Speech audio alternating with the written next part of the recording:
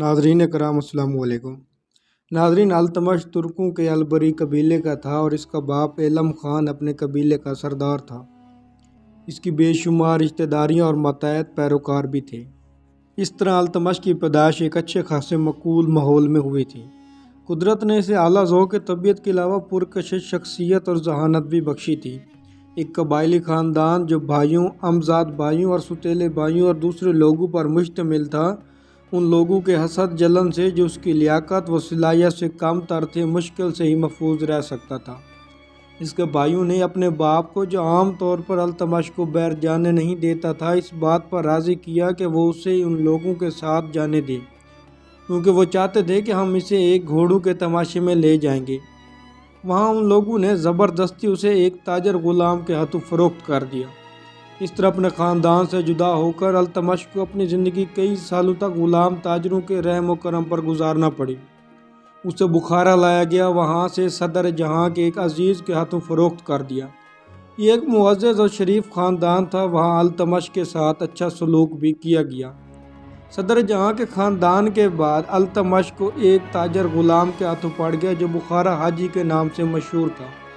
उसके बाद इसे तीसरे ताजर, जिसका नाम चश्त कबाज जमालुद्दीन था, उसे ख़रीद लिया और उसे लेकर गज़नी आ गया।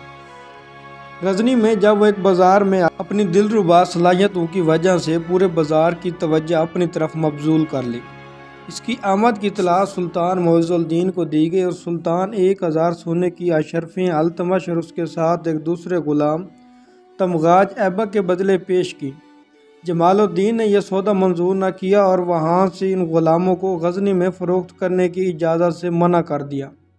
सुल्तान मुइज़ुद्दीन ने यह पाबंदी लगा दी कि तुम यहाँ पर कोई भी ग़ुलाम दोबारा नहीं बेच सकोगे। लिहाजा जमालुद्दीन बुखारा चला गया, जहाँ उसने 3 साल क़याम किया, फिर वो गज़नी चलाया। इसे गज़नी में ठहरे हुए 1 साल हुआ था कि कुतुबुद्दीन ऐबक अपनी गुजरात की मुहिम के बाद गज़नी आया और उसकी तवज्जो अल्तमश ने अपनी तरफ खींच ली और उसने उसे ख़रीदने के लिए मुइज़ुद्दीन की इजाज़त तलब की। सुल्तान ने जवाब दिया, चूँकि गज़नी में इसे बेचने की इजाज़त नहीं है, लिहाजा इसे शहर दिल्ली ले जाओ और वहाँ जाकर इसे ख़रीद लो। ऐबक जमालुद्दीन ने चश्त कबा को ज़रूरी हिदायत दी और दिल्ली में अल्तमश को तमगाज के साथ 1 लाख पित्तल में ख़रीद लिया गया। कतबुद्दीन और यल्दोज़ की दरमियानी जंग में तमगाज को मार दिया गया। अल्तमश अपनी सलाहियतों की वजह से जल्द मुहाफ़िज़ दस्ते का सरदार बना दिया गया। ये एक गैर मामूली तरक्की भी थी, क्योंकि ये एक अहम जिम्मेदारी होती थी जिसे एक ऐसे ग़ुलाम के सुपुर्द नहीं किया जा सकता था जो अभी बाज़ार से ख़रीदा गया हो। कुतुबुद्दीन ऐबक ने इसे सलाहियतों से भरपूर पाया और इसे ओहदे से ओहदे पर तरक्कियाँ देता गया। पहला ओहदा जब मुहाफ़िज़ दस्ते का सरदार बना और दूसरा ओहदा फिर अमीर शिकार बना दिया गया और ग्वालियर की फ़तह के बाद इसे ग्वालियर का अमीर बना दिया गया। और इस तरह अल्तमश 4 साल के अंदर ही हुकूमत संभालने का इक़्तिदार हासिल कर लिया। जब मुइज़ुद्दीन 1205 में खोखरों की सरजनिश के लिए गज़नी से रवाना हुआ तो उसने दिल्ली की फ़ौजों को भी बुलाया। विदाइयों के दस्ते के साथ अल्तमश भी ऐबक के साथ शामिल था। इस मौके पर अल्तमश ने गैर मामूली हिम्मत और सरगर्मी का मुज़ाहरा किया। उसने खोखरों को जेल में धकेल कर बीच दरिया तक उनका ताक़ब किया और वहाँ उनका सफाया करना शुरू कर दिया। मुइज़ुद्दीन ने इसकी बहादुराना कामों की तरीफ़ी निगाहों से देखा और इसके सिलसिले में छानबीन की। उसके बाद उसने अल्तमश को इज़्ज़त का एक ख़ास खिलत बख्शा और ऐबक को उसके साथ अच्छे बर्ताव की तलकीन की, ताकि वो अपने आप को मुमताज़ बना सके, और मज़ीद ये भी हुक्म दिया कि इसके लिए ग़ुलामी से आज़ादी का एक दस्तावेज़ भी तैयार किया जाए। सुल्तान अल्तमश की सल्तनत का पहला दौर 1210 से 1220 तक। 2 निहायत ही अहम हरीफ जिनसे अल्तमश को उस दौर में निमटना था, वो यल्दोज़ और कबाचा थे। जब ख़वारिज़मियों ने यल्दोज़ को गज़नी से धकेल दिया तो वो फ़ौरन लाहौर की तरफ बढ़ा और कबाचा को बेदखल करके इस पर कब्ज़ा कर लिया। यही मौका अल्तमश के वार करने का था, क्योंकि अगर यल्दोज़ पंजाब में अपना इक़्तिदार जमाने में कामयाब हो जाता तो अल्तमश दिल्ली में महफूज नहीं रह सकता था। लिहाजा वो यल्दोज़ की पेशकदमी रोकने के लिए रवाना हुआ। यल्दोज़ ने अल्तमश के पास एक पैगाम भेजा जिसमें उसने कहा था कि वही उसका हकीकी जानशीन और हिंदुस्तानी बादशाहत का ज़्यादा हकदार है। अल्तमश ने उसका ये जवाब दिया कि ज़माना अब बदल चुका है और ये एक नया दौर है। غزنیوں اور غوریوں کے ساتھ کیا ہوا؟ موروثی جانشینی کا زمانہ اب ختم ہو گیا ہے۔ یہ جواب التمش کے اس مستحکم فیصلے کا اظہار تھا۔ آخرکار یلدوز نے جنگ کا فیصلہ کیا اور ترین کے تاریخی میدان کی جنگ میں شکست کھا گیا۔ 1215 میں وہ ہانسی بھاگا، لیکن اسے گرفتار کر کے التمش کے سامنے دوبارہ پیش کیا گیا۔ یہ التمش کی دوہری جیت تھی، اپنی بادشاہت کے ایک خطرناک حریف کا راستے سے ہٹ جانا اور غزنی سے مکمل طور پر الگ ہو جانا سلطنت دلی کی ایک آزاد حیثیت کی ضمانت تھی۔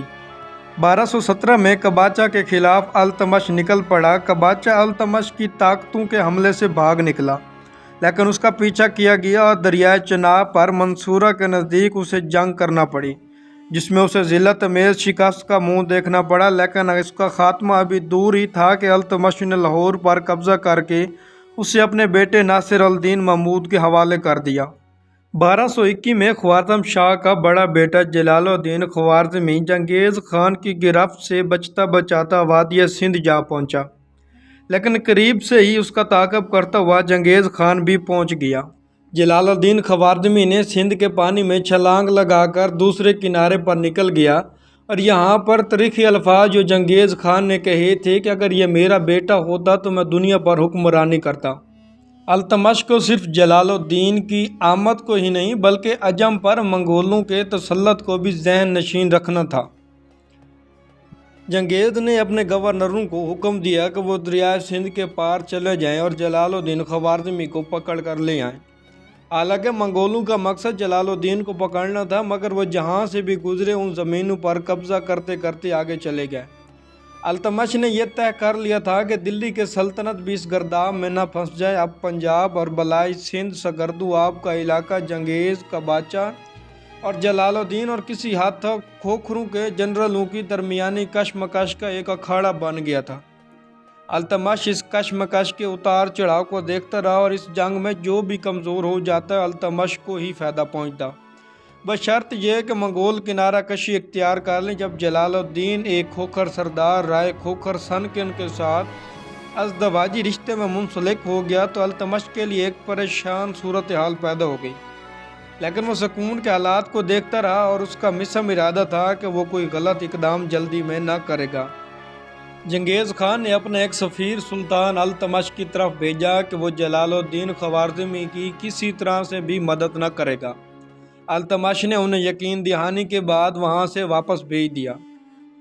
التمش کے لیے چنگیز خان ایک بہت بڑی مصیبت بن کر ابھر رہا تھا، لہٰذا التمش روزانہ اپنی پریشانی علاوہ اپنی بیماری سے بھی پریشان تھا۔ چنانچہ چنگیز خان 1227 میں انتقال کر گیا۔ اس کے بعد جلال الدین نے سیالکوٹ کے ضلع پسرور کے قلعے پر قبضہ کر لیا۔ وہ دلی سے تقریباً 2 یا 3 دن کی مسافت کی دوری پر تھا۔ اس نے اپنے سفیر عین الملک کو اپنے اس پیغام کے ساتھ التمش کے پاس بھیجا کہ قسمت کے نشیب و فراز نے مجھے یہ حق بخشا ہے کہ میں تمہاری ملاقات کے لیے حاضر ہوں۔ میرے جیسے مہمان کبھی کبھار آتے ہیں، اگر ہم ایک اچھائی کی خاطر ایک دوسرے کے تعاون اور رشتے کے بندھن میں بندھ جائیں تو ہمارے مقاصد اور منصوبے پورے ہو سکتے ہیں۔ جب ہمارے مخالفین کو اس اتحاد کے بارے میں جو ہمارے درمیان ہوگا اچھی طرح علم ہو جائے گا تو ان کی مزاحمت کے دانت کھٹے ہو جائیں گے۔ التمش سے مزید یہ بھی درخواست کی کہ وہ اسے کوئی ایسی جگہ دے جہاں وہ چند دن گزار سکے، لیکن التمش اتنا نادان نہ تھا کہ وہ اسے پھسلاوے کے بغیر شکار ہو جاتا۔ کئی دن تک اس سلسلے پہ غور کیا، بالآخر عذر پیش کیا کہ اس علاقے میں نہ کہیں آب و ہوا سازگار ہے اور نہ کوئی ایسا مقام ہے جو ایک بادشاہ کے لیے موزوں ہو، اور عین ملک وزیر پر حملہ کر کے مار ڈالا گیا۔ اس کے بعد التمش بذات خود جلال الدین کے خلاف ایک فوج لے کر روانہ ہوا، لیکن جلال الدین نے مقابلے سے منہ موڑ لیا۔ وہ بلالہ اور نکالہ کی سرزمین کی طرف چلا گیا، جہاں اس نے 10,000 سپاہیوں کی ایک فوج تیار کر رکھی تھی۔ 1226 میں التمش اپنی توجہ رنبور کے قلعے کی طرف مرکوز کی، جو ایک ناقابل تسخیر ہونے کی حیثیت سے مشہور تھا۔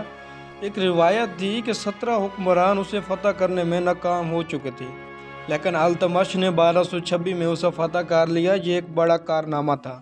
اس چیز نے راجپوتوں کے دلوں میں سلطان کی حیثیت بھی مستحکم کر دی، اور اگلے سال التمش یعنی 1227 میں شیوالک کے مندور قلعے کے خلاف روانہ ہوا اور راجپوتوں کے ساتھ مل کر اسے بھی فتح کر لیا۔